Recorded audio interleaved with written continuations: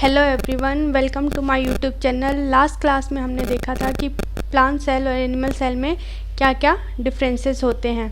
अब हम क्या है एक सेल ऑर्गेनल के बारे में डिटेल स्टडी करेंगे। लास्ट क्लास में हमने देखा था कि एक सेल होती है, उसकी सबसे जो बाहर वाली आउटर मोस्ट कवरिंग होती है उसको सेल वॉल बोलते हैं। उसके अंदर जो एक और कवरिंग होती है उसको सेल मेम्ब्रेन बोलते हैं और उसके अंदर साइटोप्लाज्म बिखरा रहता है और उसके अंदर क्या है अलग अलग टाइप के सेल ऑर्गेनल बिखरे पड़े रहते हैं। ठीक है, तो आज का जो हमारा टॉपिक होगा वो क्या होगा, जो आउटर मोस्ट कवरिंग होती है वो क्या है सेल वॉल। आज की जो हमारी क्लास है वो किसके ऊपर होगी, सेल वॉल के ऊपर होगी। सेल वॉल में क्या है, सबसे पहले हम इसकी डेफिनेशन के बारे में स्टडी करेंगे, फिर अलग अलग ऑर्गेनिज्म में इसका कॉम्पोजिशन कैसा होता है उसके बारे में स्टडी करेंगे। उसके बाद इसकी स्ट्रक्चर और ओरिजिन को देखेंगे। ठीक है, तो सबसे पहले क्या है सेल वॉल। सेल वॉल आप लोगों को पता है कि क्या है, एक आउटर मोस्ट लेयर होती है। हमने सेल की स्ट्रक्चर देखी थी, तो सबसे बाहर वाली जो आउटर मोस्ट कवरिंग होती है उसको क्या बोलते हैं, सेल वॉल। ठीक है, इसके अंदर एक और कवरिंग थी, इसको क्या बोला था, सेल मेम्ब्रेन। और ये आउटर मोस्ट कवरिंग इसको क्या बोलते थे, सेल वॉल। ठीक है, तो सेल वॉल क्या है, आउटर मोस्ट लेयर है और कैसी है, प्रोटेक्टिव लेयर है। ठीक है, आउटर मोस्ट लेयर है और प्रोटेक्टिव लेयर है। और स्ट्रक्चर इसकी कैसी होती है, सॉलिड स्ट्रक्चर होती है। ठीक है, मान लो ये कोई सॉफ्ट सेल है, सेल का नेचर कैसा होता है, सॉफ्ट होता है, तो इसके बाहर क्या है, एक सॉलिड सेल वॉल की कवरिंग आ जाती है जो क्या है इसको प्रोटेक्शन प्रोवाइड करती है। ठीक है, ये क्या प्रोवाइड करती है, प्रोटेक्शन प्रोवाइड करती है। ठीक है, तो इसकी डेफिनेशन क्या हो जाएगी, सेल की सबसे बाह्यतम कठोर सुरक्षात्मक आवरण को क्या बोलते हैं, कोशिका भित्ति बोलते हैं। ठीक है, डेफिनेशन क्या हो जाएगी, कोशिका के सबसे बाह्य कठोर आवरण को कोशिका भित्ति बोलते हैं। ठीक है, ये हो गई इसकी डेफिनेशन। और कार्य क्या हो गया इसका, कार्य या फिर वर्क, ये क्या है, प्रोटेक्शन। ठीक है, इसका मेन फंक्शन जो क्या है वो क्या है, प्रोटेक्शन का है। ठीक है, अब अलग अलग जीवों में क्या है, सेल वॉल का कॉम्पोजिशन अलग अलग होता है ना। हमने पढ़ा था कि ऑर्गेनिज्म दो टाइप के होते हैं, एक प्रोकैरियोटिक होते हैं और एक यूकैरियोटिक होते हैं। ठीक है, तो प्रोकैरियोटिक में भी अलग अलग एग्जाम्पल है और यूकैरियोटिक में भी अलग अलग एग्जाम्पल है। इन सब में सेल वॉल किस चीज़ की बनी होती है वो अपन देख लेते हैं। ठीक है, ये ऑर्गेनिज्म दो टाइप के होते हैं, प्रोकैरियोटिक और यूकैरियोटिक। ये क्या है, सेल वॉल कॉम्पोजिशन कि जीवों में सेल वॉल किसकी बनी होती है। ठीक है, सबसे पहले है यू बैक्टीरिया। यू बैक्टीरिया में जो सेल वॉल है वो किसकी बनी होती है, पेप्टिडोग्लाइकेन। यू बैक्टीरिया में सेल वॉल पेप्टिडोग्लाइकेन या फिर इसको बोलते हैं क्या, म्यूरिन की बनी होती है। ठीक है, दूसरा जो जीव है वो क्या है, आर्की बैक्टीरिया। आर्की बैक्टीरिया में सेल वॉल ग्लाइकोप्रोटीन और सूडोम्यूरिन की बनी होती है। ठीक है, किसकी बनी होती है, ग्लाइकोप्रोटीन और सूडोम्यूरिन। ये सूडोम्यूरिन क्या होता है, सूडो का मतलब, सूडो जो वर्ड है उसका मतलब होता है झूठा।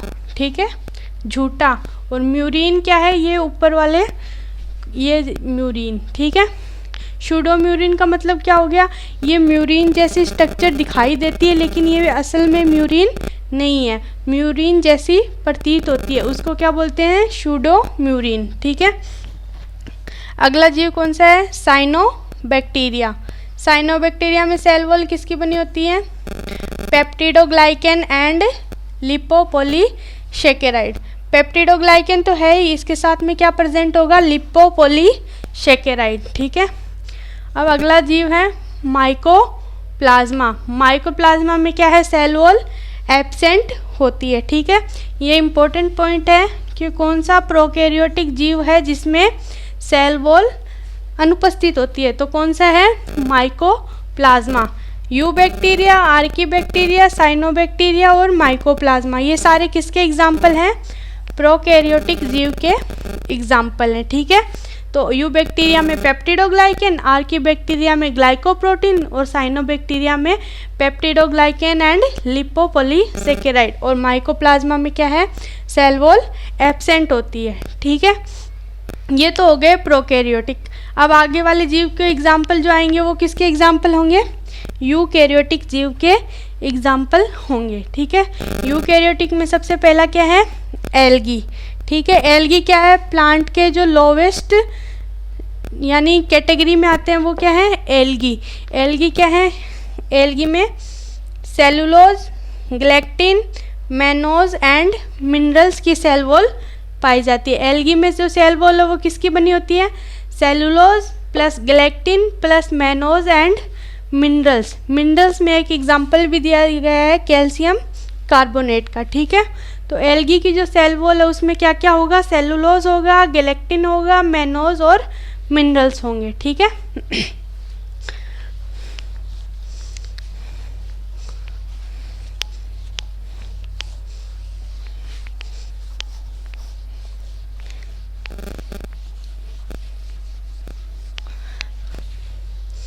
अब अगला एग्जाम्पल है डायेटम। अगला एग्जाम्पल किसका है, डायेटम। डायेटम में जो सेल वॉल है वो किसकी बनी होती है, सेलुलोज प्लस सिलिका। ठीक है, अगला जो एग्जाम्पल है वो किसका है, डाइनोफ्लेजिलेट।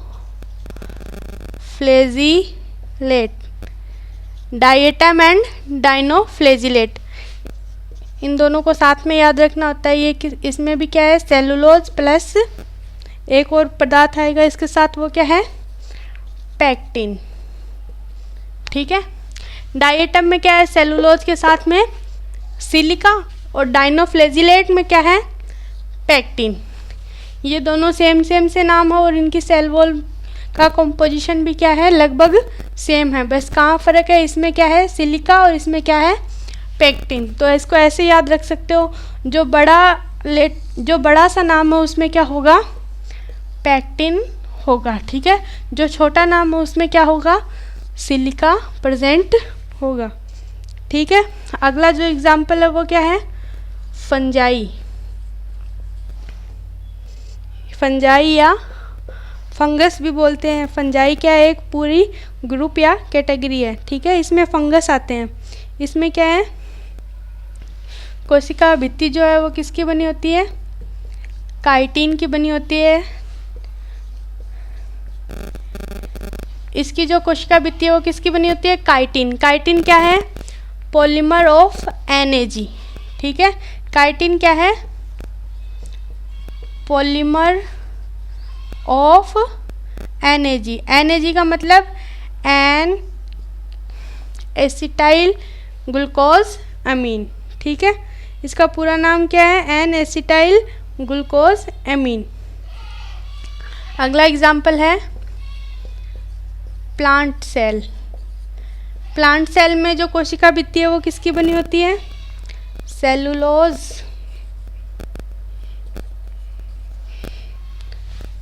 अगला एग्जाम्पल है एनिमल सेल।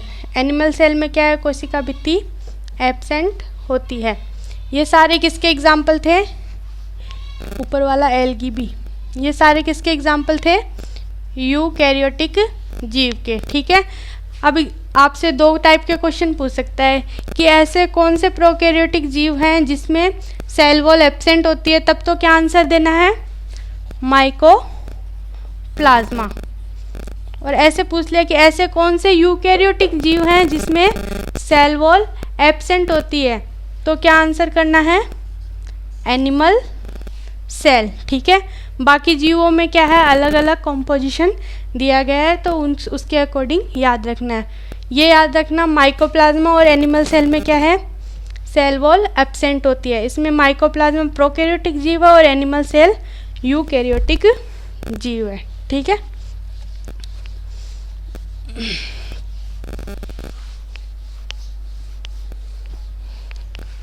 अब अगला टॉपिक है सेल वॉल की स्ट्रक्चर। ठीक है, अगला जो टॉपिक है वो क्या है, सेल वॉल की स्ट्रक्चर।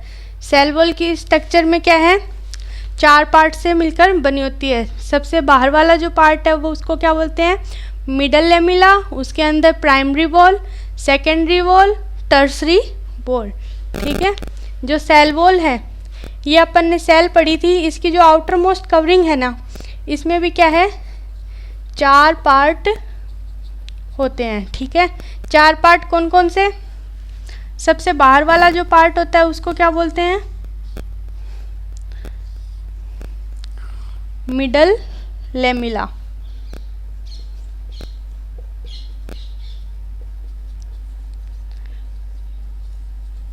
Middle lamella. ठीक है, सबसे बाहर वाला मिडल लेमिला, उसके अंदर के जो कवरिंग है, उसके अंदर जो स्ट्रक्चर प्रेजेंट होती है उसको प्राइमरी वॉल। तीसरा जो पार्ट है वो सेकेंडरी वॉल, और चौथा जो पार्ट है उसको टर्सरी वॉल। ठीक है, तो मान लो ये 2 कोशिकाएं हैं, 2 कोशिकाओं को सेपरेट करने वाले काम किसका है, मिडल लेमिला। ठीक है, ये क्या हो गया, एक कोशिका का तो सबसे बाहरी आवरण हो गया, और 2 कोशिकाओं को क्या है, ये सेपरेट करने का काम करता है। ठीक है, ये है सेल 1 और ये सेल 2। तो ये वाला पार्ट क्या हो गया इसका, मिडल लेमिला। ठीक है, ये वाला मिडल लेमिला, और इसके अंदर ये जो ऐसे ये वाली स्ट्रक्चर, इसको क्या बोलेंगे, प्राइमरी वॉल। इसके स्ट्रक्चर से जिगजैग नहीं होती है, ये तो मैंने इस वाली लाइन को इस वाली लाइन से सेपरेट करने के लिए दिखाया है। ठीक है, ये क्या है, प्राइमरी वॉल। इसमें इस वाली सेल में भी ये क्या है, प्राइमरी वॉल। इसके अंदर सेकेंडरी वॉल प्रेजेंट होती है। सेकेंडरी वॉल क्या है, सबसे मोटा स्तर होता है, इसकी 3 कवरिंग होती है।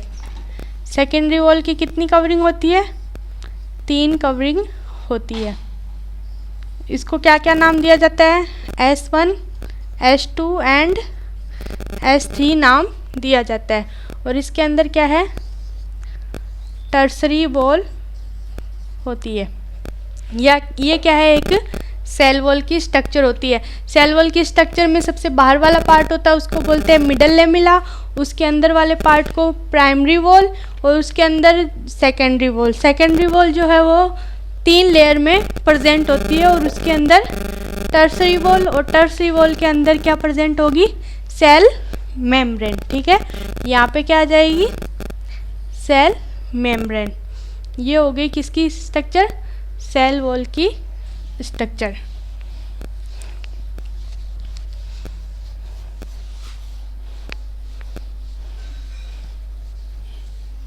अब अगला टॉपिक है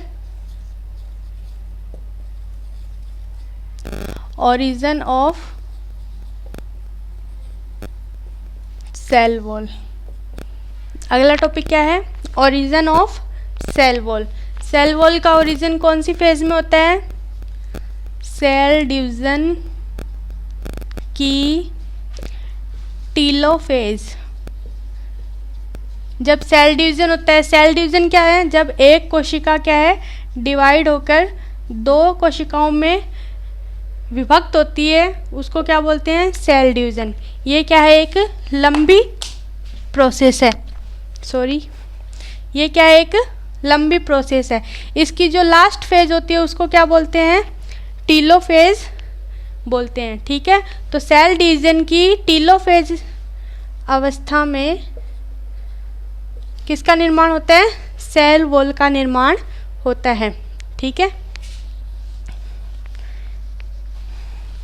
और सेल वॉल का निर्माण फ्रेगमोप्लास्ट के द्वारा होता है। सेल वॉल का जो ओरिजिन है वो टीलोफेज प्रावस्था में फ्रेगमोप्लास्ट की सहायता से होता है।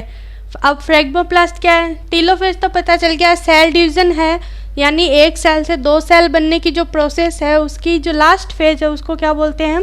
टीलोफेज बोलते हैं। और उस लास्ट फेज में किसका निर्माण होता है? सेल वॉल का निर्माण होता है। ठीक है, तो सेल डिवीज़न की टीलोफेज अवस्था में सेल वॉल का निर्माण होता है। अब ये फ्रेगमोप्लास्ट की सहायता से होता है। अब ये फ्रेगमोप्लास्ट क्या होता है? फ्रेगमोप्लास्ट एक स्ट्रक्चर होती है, phragmoplast Golgi body,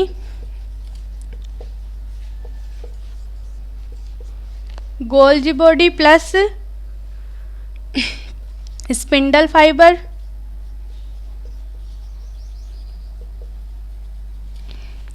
Golgi body plus spindle fibre plus endoplasmic reticulum. Golgi body, spindle fibre plus endoplasmic reticulum, ये तीनों स्ट्रक्चर मिलकर किसका निर्माण करती है? फ्रेगमोप्लास्ट का निर्माण करती है। ठीक है, फिर ये फ्रेगमोप्लास्ट के द्वारा किसका निर्माण होता है? सेल वॉल का निर्माण होता है। यहाँ पे मान लो फ्रेगमोप्लास्ट आकर इकट्ठा हो गए, गोल्जी बॉडी, ईआर और स्पिंडल फाइबर के मिलकर ये फ्रेगमोप्लास्ट बना लिया, और ये फ्रेगमोप्लास्ट यहाँ आकर इकट्ठा हो गया।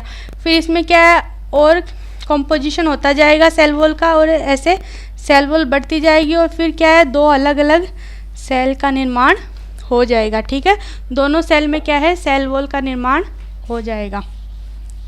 तो सेल वॉल का निर्माण टीलोफेज अवस्था में फ्रेगमोप्लास्ट की सहायता से होता है। फ्रेगमोप्लास्ट क्या है? एक स्ट्रक्चर है जिसका निर्माण गोल्जी बॉडी, ईआर और स्पिंडल फाइबर मिलकर करते हैं। ठीक है, अब है थिकनिंग। कुछ सेल ऐसी होती है जिसमें क्या है, ये जो सेल वॉल है इसमें लिग्निन, क्यूटीन ऐसी क्या है स्ट्रक्चर का जमाव हो जाता है, उसको क्या बोलते हैं? थिकनिंग बोलते हैं। थिकनिंग पदार्थ कौन कौन से हो सकते हैं? लिग्निन हो सकता है, काइटिन हो सकता है ना, लिग्निन हो गया, काइटिन हो गया, सुबेरिन हो गया, ये इन सब की क्या है, सेल वॉल पर थिकनिंग प्रेजेंट हो सकती है। और सेल वॉल में क्या है, पिट्स भी पाए जाते हैं। पिट्स हो गया, प्लाज्मोडेस्माटा हो गया, ये सब किस में प्रेजेंट होते हैं? सेल वॉल में प्रेजेंट होते हैं। अब है फंक्शन। सेल वॉल का मेन फंक्शन क्या है? प्रोटेक्शन, प्रोटेक्शन प्रोवाइड करना। और दूसरा फंक्शन क्या है? सेल को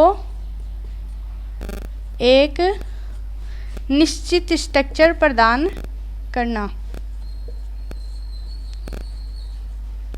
प्रोटेक्शन प्रोवाइड करना और सेल को एक निश्चित स्ट्रक्चर प्रदान करना, ये दोनों में क्या है, सेल वॉल के मेन फंक्शन है। ठीक है, आज के लिए इतना ही। सबसे पहले हमने क्या पढ़ा? सेल वॉल की डेफिनेशन, है ना। और एक पॉइंट और है इसमें, सेल वॉल की डिस्कवरी। डिस्कवरी किसने की? Robert Hooke. किसमें? कॉर्क सेल में। ठीक है, सबसे पहले अपन ने क्या पढ़ा? सेल वॉल की डेफिनेशन, उसके बाद अलग अलग ऑर्गेनिज्म में अलग अलग सेल वॉल कंपोजिशन, उसके बाद इसकी स्ट्रक्चर और ओरिजिन, और लास्ट में फंक्शन और डिस्कवरी। ठीक है।